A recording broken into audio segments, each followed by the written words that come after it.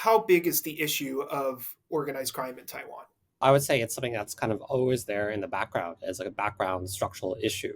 There are times in which it becomes a political flashpoint, such as if there is an incident of violent crime in a public place.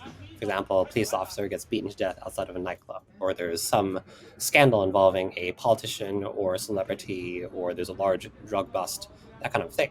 But otherwise, it does happen in the background time of society in which gangs are quite deeply rooted. And what do organized crime units, these gangs like the Bamboo Union, actually do?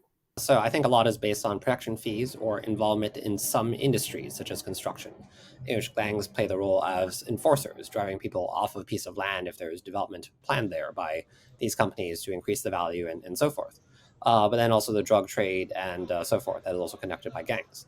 Particularly the Bamboo Union gang has been under much more scrutiny in recent years because of the relation with China, that the gang can act as a vector for united front activity, creating connections between Taiwan and China just illegally in some cases, allowing people to circumvent official institutions. When the police launch these crackdowns, what is it that they're doing? Where do they go?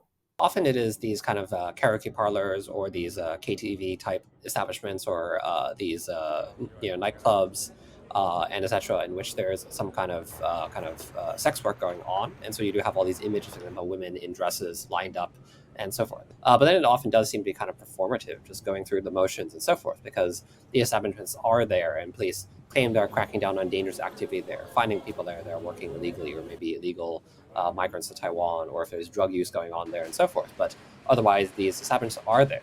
And oftentimes, then the police can be even accused of working with these establishments who are being paid off and so forth. And so that is sometimes why there's all the more incentive to carry out these inspections to show that, well, that's not going on. The police is actually doing its job and so forth.